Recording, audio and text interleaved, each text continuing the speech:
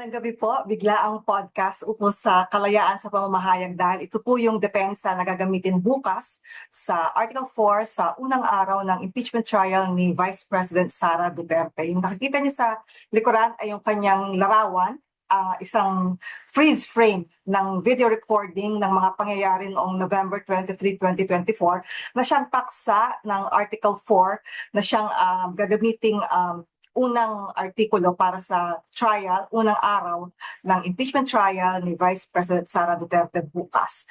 Ako po si Marichu Lambino, nagtuturo ako ng Law on Media and Communication sa UP College of Media and Communication at yung kanyang depensa po dito ay kalayaan sa pamamahayag. Pero bago yan, asahan po natin na bukas magkakaroon ng pagsubok na i-delay or i-dribble yung paglilitis sa pamamagitan ng pag-raise dun sa mga napipintong warrants of arrest or warrant of arrest or several warrants of arrest laban sa ilang mga senador. So sana ay alam ng mga karamihan sa senador kung ano yung rules ng Senate Impeachment Court para mapadaloy ng mahusay yung paglilitis bukas.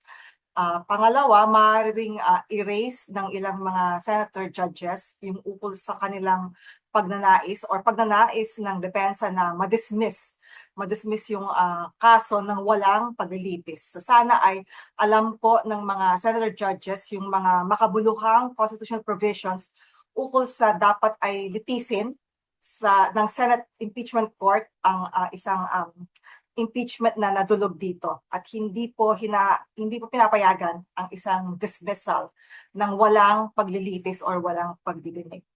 So ano po yung kapag na-resolba ang mga ito ng walang pagkaantala, magsisimula na pong maglabas ng or magpresenta or magdulog ng appearances. Appearances yun pong mga manananggol ng bawat panig, ang mga nasa prosecution at ang mga nasa respondent or defense.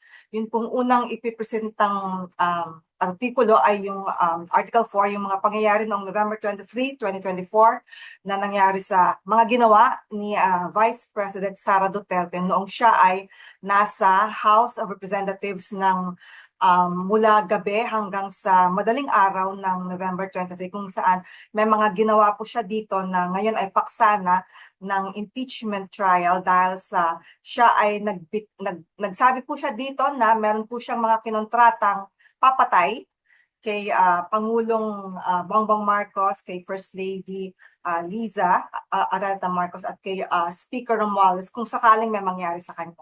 So ito po yung isa sa kanyang mga ginawa noong November 23, 2024. Ang defense po ng respondent or ni VP Sara dito na nakasaad sa kanyang answer, hindi po ito yung depensa na sinabi niya nung araw. So iba yung depensa niya nung araw. Ang sinabi nung araw ay conditional lamang daw yung kanyang sinabi. Pero ngayon, ang depensa na niya ay ang lahat ng kanyang ginawa noong November 23, 2024 ay bahagi daw ng kanyang kalayaan sa pamamahayag or right to freedom of expression, yung kanyang mga sinabi roon na i-record at na i-live stream sa buong mundo.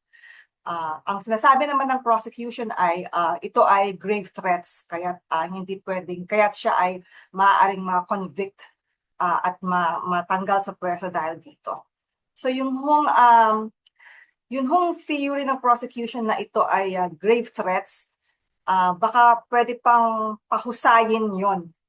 Dahil yung ginagawa ng defense dito ng respondent or defense dito na ito ay bahagi ng kanyang kalayaan sa pamahayag. Susurin mo ito ay isa itong trap or patibong.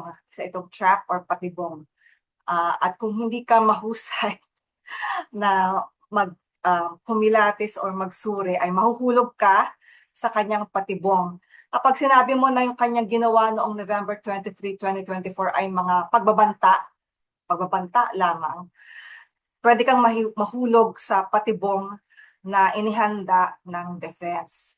Kaya sana ay maging mas pahusayin yung theory of the case dito ng prosecution dahil kahit sa loob ng 4 na corners ng video recording ng kanyang mga ginawa noong November 23, 2024, these are more than just grave threats. These are more than just grave threats at meron siyang mga inamin dito.